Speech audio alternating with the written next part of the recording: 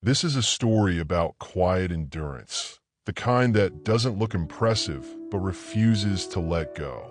Arthur Campbell kept his hands steady on the steering wheel as the light turned yellow. He could have made it. He knew the timing. 20 years of New York traffic had taught him exactly when to push and when to wait. But tonight, he eased the brake instead, letting the cab settle at the line. The horn behind him blared immediately. Arthur didn't flinch. He glanced at the rearview mirror, catching his own eyes for a second longer than usual. 63. The lines around them weren't from smiling as much as from watching, from paying attention, from staying present in a city that rarely slowed down for anyone. His phone chimed with another ride request. Midtown to Queens.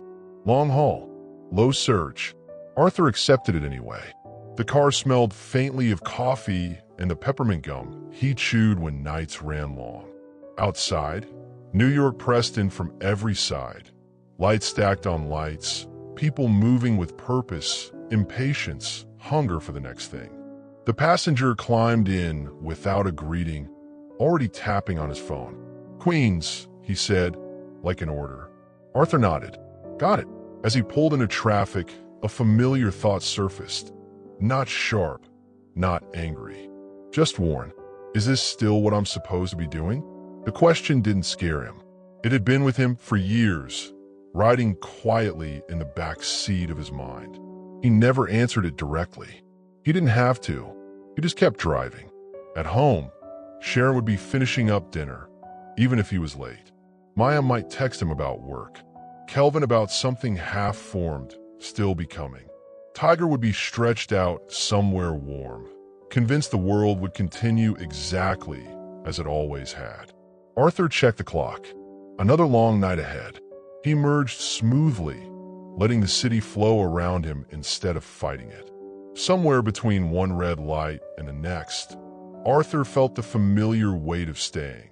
Not dramatic, not heroic, just the quiet choice to keep moving forward on the same road, even when no one was watching. And as the car carried him deeper into the night, a fragile thought flickered beneath the routine. Maybe staying had never been the problem. Maybe it was the point. Arthur drove until the city thinned out. The towers gave way to brick. Brick to shadow. Shadow to streets where the lights felt farther apart, less certain. The passenger in the back stayed quiet, scrolling, sighing occasionally, the sound of someone already tired of where they were headed. Arthur filled the silence the way he always did.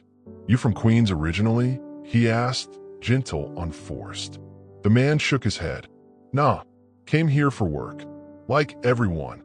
Arthur nodded. He'd heard that sentence more times than he could count. Different faces. Same reason. Same hope that movement would eventually turn into arrival. When the ride ended, the passenger thanked him without looking up. 5 stars. No tip. Arthur sat for a moment after the door closed, engine idling. He checked the app. Another request popped up immediately. Brooklyn. Short trip. He accepted it. Years earlier, when he first started driving, Arthur had told himself this would be temporary. Something flexible while he figured out the next chapter. Sharon had believed him, not because she needed the promise, but because she trusted his judgment. That was before the layoffs at his old job, before the interviews that went nowhere, before the quiet realization that experience didn't always translate the way it used to. The city changed faster than he did. Arthur adapted in small ways, learned which hours were worth it, which neighborhoods tipped better, which conversations to let breathe and which to leave alone. He became good at reading people, not just where they wanted to go, but how. Some nights, riders told him things they hadn't planned to say out loud. About marriages on the edge, about children who didn't call back, about dreams that felt embarrassing now. Arthur listened. He always had. At home, Sharon noticed how he carried those stories with him. You bring the city back in your shoulders, she said once, rubbing them gently as he sat at the kitchen table. Arthur smiled. Someone has to hold it. Maya and Kelvin were grown enough now to see the math. to understand that their father worked longer hours than most men his age. They never complained. That, more than anything, made him ache. Late at night, when the apartment was quiet and Tiger had claimed his spot by the window, Arthur sometimes stared at the ceiling and wondered if patience had an expiration date. How long is too long to keep believing? When does staying become standing still? He never asked those questions out loud. Instead, he set his alarm, filled the tank, showed up again. Because faith, for Arthur, wasn't certainty. It was repetition, and the quiet refusal to walk away from a road just because it hadn't yet explained itself. The strain showed up in ways Arthur hadn't expected. Not as anger, not as bitterness, but as a subtle thinning, like a rope worn smooth from being held too long. One night, while waiting at a red light near the river, Arthur noticed his hands trembling slightly on the wheel. He loosened his grip, took a breath. The light turned green. The city moved again. He told himself it was nothing. But later that week, Kelvin asked him a question that landed harder than any long shift. "Dad," he said, hesitating in the doorway, "do you ever wish you'd done something else?" Arthur didn't answer right away.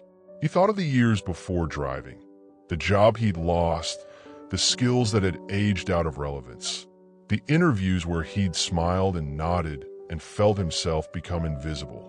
He thought of the years after, the miles, the faces, the quiet dignity of work that never pretended to be more than it was. "I wish," Arthur said carefully, "that I'd known sooner how long some roads really are." Kelvin nodded, absorbing that in his own way. The question stayed with Arthur long after. So did the comparisons. Old friends posted photos online, retirement trips, second homes, grandchildren in coordinated outfits. Arthur scrolled without resentment, but with a tightening in his chest he didn't try to name. He wondered if faith was supposed to feel lonelier than this. One evening, stuck in traffic, a rider leaned forward and asked, "How long you been doing this?" Arthur smiled. "Long enough." The man laughed. "You don't get tired of it?" Arthur considered the question. "Yes," he said honestly, "but I don't get tired of showing up." The answer surprised him. At home, Sharon noticed a shift in his voice, softer, slower. She didn't rush to fix it. She never had. "You don't have to be strong all the time," she said one night, resting her head against his shoulder. Arthur looked at the wall across the room, where nothing important hung. "I don't know how to be anything else," he said. That admission stayed between them, heavy and tender. Because beneath the patience, beneath the endurance, a deeper fear had begun to surface. What if faith doesn't lead anywhere at all? And if that was true, who would he be when the waiting finally ended? The call came on a morning Arthur hadn't planned to work. Rain tapped gently against the window, steady and unhurried.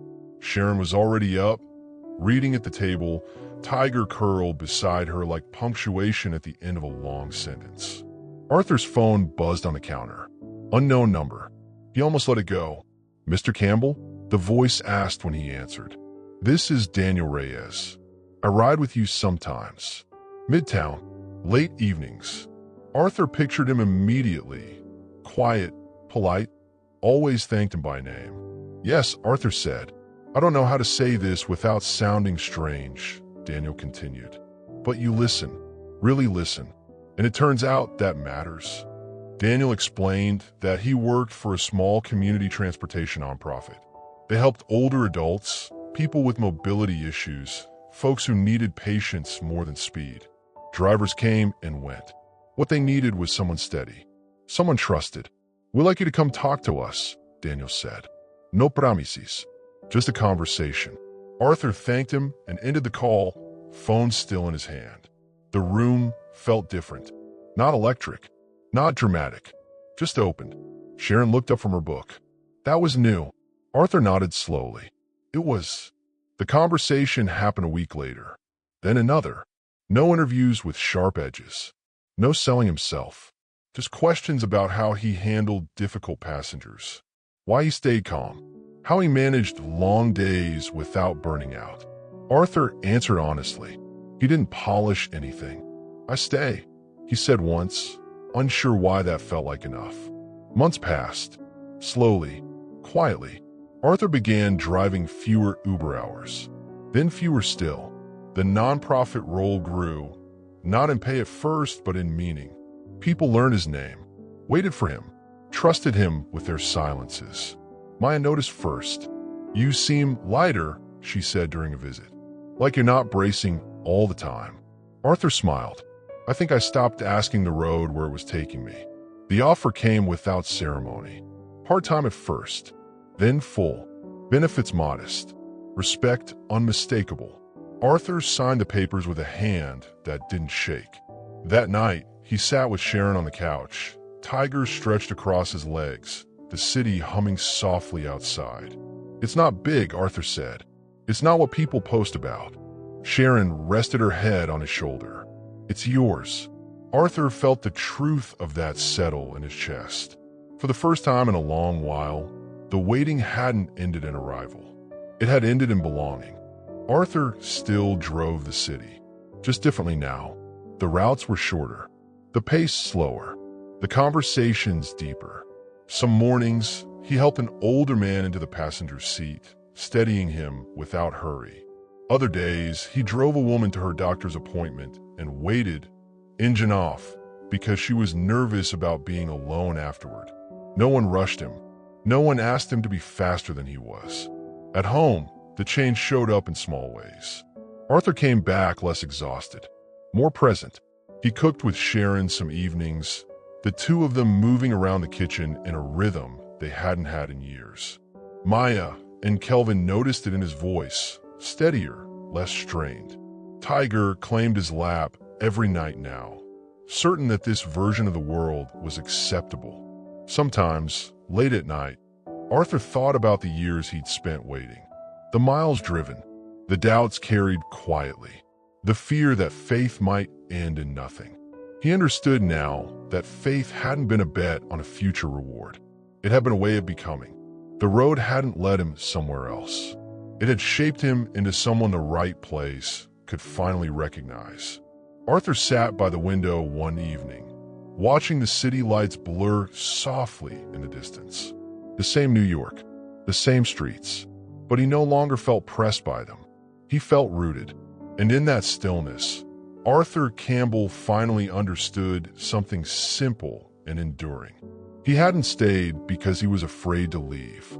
He had stayed because patience was teaching him who he was meant to be. And at last, life had answered in its own quiet way.